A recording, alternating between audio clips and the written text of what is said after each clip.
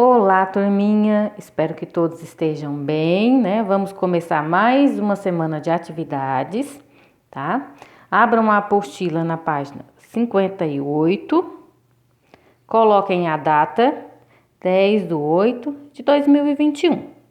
Hoje nós vamos ler e estudar a leitura 2, tá?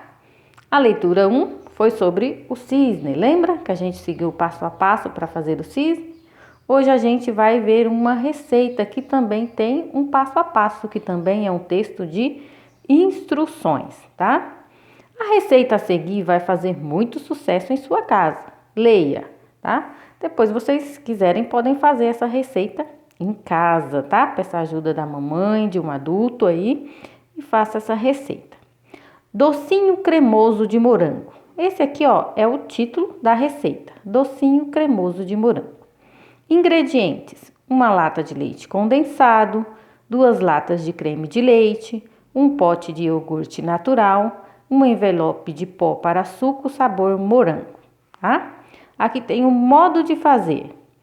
Peça para um adulto abrir a lata de leite condensado e as latas de creme de leite. Coloque todos os ingredientes juntos em uma tigela grande e mexa com a ajuda de uma colher até que todos estejam bem misturados. Coloque a mistura em taças ou xícaras pequenas e leve-as para a geladeira por 4 horas. Caso queira, você pode servir acompanhado de morangos frescos, folhinhas de hortelã e outras coisas que você achar que combinam com o doce. Rendimento: 8 porções, tá? E aqui tem a nossa receita. Então, aqui tem o quê?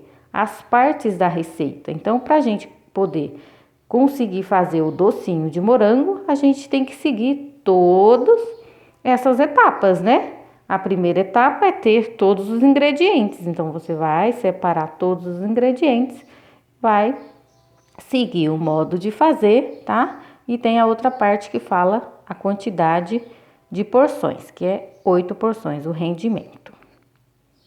Aqui a gente vai conversar um pouquinho sobre o texto e vai responder as questões sobre o texto, tá? Ó, você já conhecia essa receita? Sim ou não? Escreve aqui. Qual a sua receita favorita? Escreve aqui. Onde podemos encontrar receitas culinárias? Onde a gente pode encontrar receitas culinárias? A gente pode encontrar em revistas, né? Livros, sites, né? Vídeos no YouTube, né? Etc. Qual é o título do texto apresentado? Lembra que eu falei? O título é o nome do doce, aquela primeira linha que tem lá no texto da receita. Docinho cremoso de morango. Qual a função principal desse texto? Qual a função principal do texto que a gente acabou de ler, da receita que a gente acabou de ler? Instruir sobre como fazer um doce, apresentar uma opinião sobre o morango ou inventar uma história sobre o doce. Muito fácil, né? Então, você vai marcar um X na resposta correta. Marque com um X outros textos que, assim como a receita, têm como finalidade instruir sobre algo. Então, aqui tem 4 tipos de textos e você vai marcar um X só nos textos que instruem sobre algo, tá? Fábulas instrui alguma coisa? Lembra que a fábula tem o quê? Tem animais como personagem, tem tempo, tem ações, tem, né? Você acha o quê? Que fábulas está instruindo alguma coisa?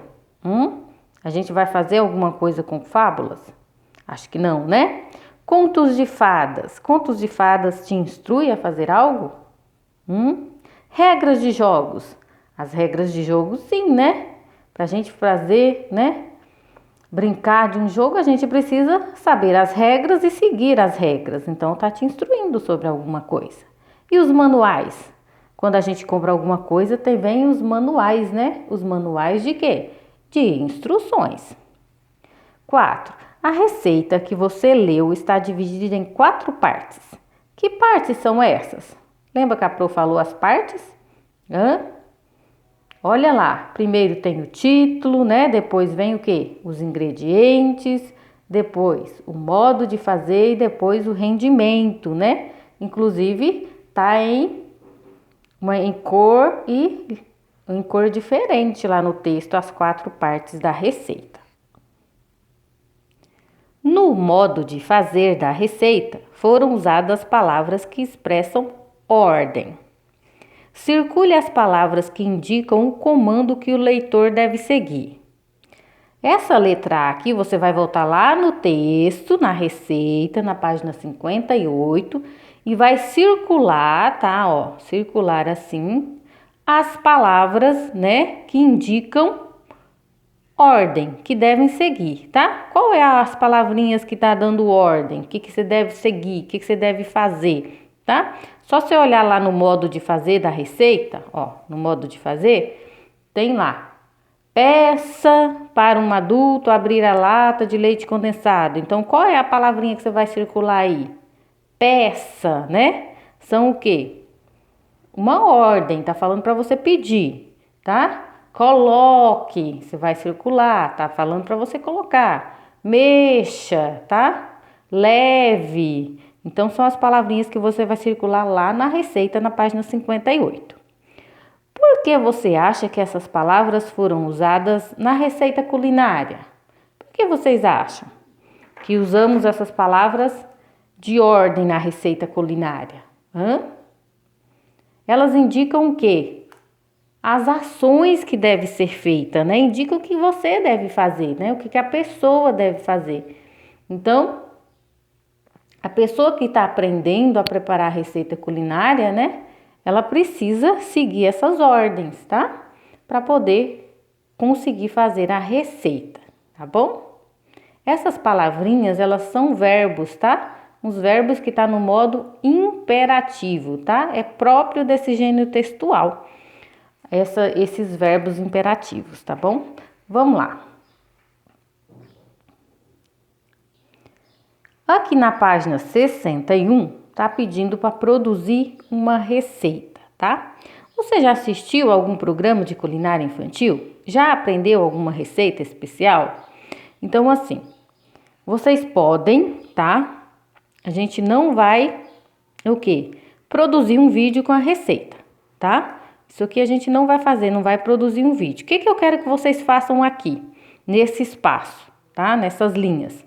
Você vai escrever aqui a receita do seu doce preferido, do seu salgado preferido, entendeu? A receita, uma receita que você goste. Você vai escrever aqui, peça a ajuda de um adulto para escrever a sua receita, tá? Ou você pode pesquisar, né, essa receita e escrever aqui, tá bom? Então, a página 61 e a página 62 tem umas linhas aí para você escrever a receita. Não precisa gravar vídeo, tá? É só escrever na apostila a sua receita favorita. Vamos aqui na página 63. Hoje nós vamos estudar o aumentativo e o diminutivo, tá? Então, vamos lá, ó. Aqui tem um exemplo de 3 bolos, tá? O pequenininho, ó, bolinho, bolo e bolão, tá? Então, pequenininho, ó, um bolo. Quando ele é bem pequenininho, a gente chama ele de bolinho. Quando ele é bem grande, a gente chama de bolão, tá? Agora responda. Os bolos das 3 fotografias são do mesmo tamanho? É óbvio que não, né? Então, você vai marcar um X. Qual das seguintes palavras indica que o bolo é grande? Quando o bolo é grande, a gente chama de bolão, né? Responda oralmente como é possível saber isso. Como é possível saber? Pelo final, né, da palavra, tá? Aqui, ó, tá vendo aqui bolão? Pelo ão aqui, né? No final da palavra. Qual dessas palavras indica um bolo pequeno? Olha aqui o bolo pequeno, como que ele chama? Bolinho, né? Tá indicando. E a gente pode se descobrir isso pela terminação, né? Olha aqui, bolinho termina com inho, tá? Qual delas indica que o bolo não é grande nem pequeno, mas de um tamanho normal? Justifique. A palavra bolo, né? Porque a palavra ela não apresenta terminação, né? Bolo não apresenta terminação que indique grau diminutivo ou aumentativo. É apenas bolo, tá? Ó, professora, então todas as palavras que eu for colocar no diminutivo, eu vou colocar inho, e todas as palavras que eu vou colocar no aumentativo, eu vou colocar ão? Não, tá? Ó, as palavras, tá? Podem ter terminações irregulares para indicar diminutivo ou aumentativo, tá bom? Ó, por exemplo, o diminutivo de rua é ruela, tá? O diminutivo de sala, por exemplo, é saleta. De caixa é caixote, tá? É o diminutivo. De caixa é caixote. De rua, ruela. De sala, saleta. Então, não terminou em inho, tá?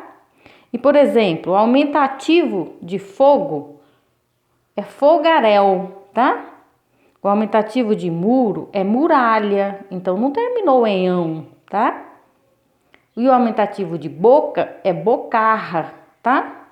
Então, não terminou em ão. Então, isso aqui, essas terminações podem mudar, tá? Não são todos os aumentativos e todos os diminutivos que terminam em inho e ão, tá? Vamos lá, ó. Circule as imagens que não aparecem em pares. Então, você vai circular as imagens que não tem duas. Por exemplo, eu vou circular melancia? Não, porque ela apareceu em par. Então, tem duas melancias. Tá, ó, tem duas xícaras. Tem só um peixe, só uma bola, só um garfo e só um coelho, tá? Então, você vai circular o que não tem par. Agora, escreva essas palavras nos quadrinhos. Em seguida, anote seu diminutivo e seu aumentativo. Veja o exemplo. Ó, eu vim aqui, circulei o coelhinho, porque só tem um coelhinho. Eu venho aqui e escrevo.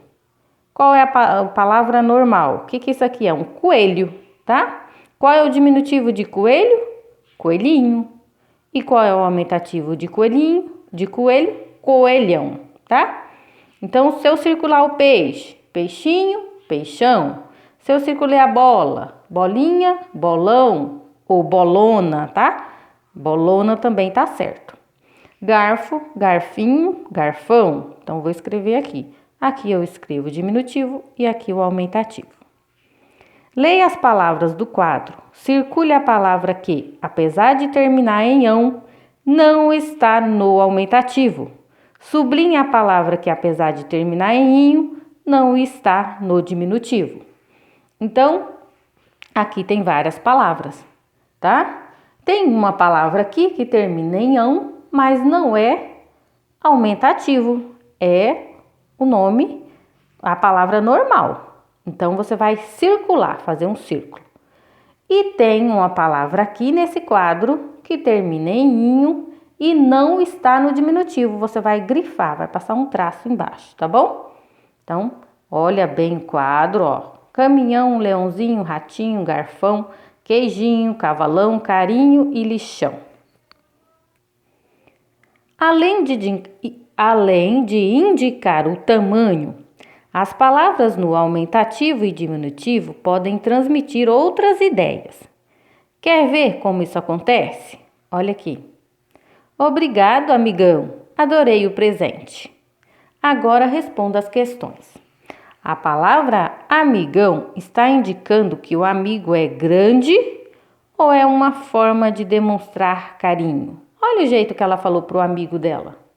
Obrigado, amigão. Ela está falando o quê? Que ele é o quê? Muito amigo dele, né? É o menino. Ele está falando que é muito amigo dele. Ele está demonstrando o quê? Um carinho, tá? Não está falando que o amigo dele é grandão. Então, o que você vai escrever aqui? É uma forma de demonstrar carinho, ó. Obrigado, amigão. Adorei o presente. Observe a situação a seguir e escreva o que o aumentativo em destaque está expressando. Olha aqui. Que jogão! Esse time é minha alegria. Olha aqui a palavra jogão. O que quer dizer jogão aqui? Tá falando que o jogo é grande? Não, né? O que essa palavra jogão tá expressando? ela expressa o quê? Elogio, né? Ela ficou o quê? Admirada pelo jogo. Então, é uma admiração pelo jogo, é um elogio. Não quer dizer que o jogo é grande, está elogiando, admirando o jogo. Então, isso é, o jogão aqui tá expressando, né? Elogio, admiração, tá bom? Ó, então por hoje é só, até aqui na página 65. Qualquer dúvida, chama pro no WhatsApp. Um beijo no coração de vocês e até logo.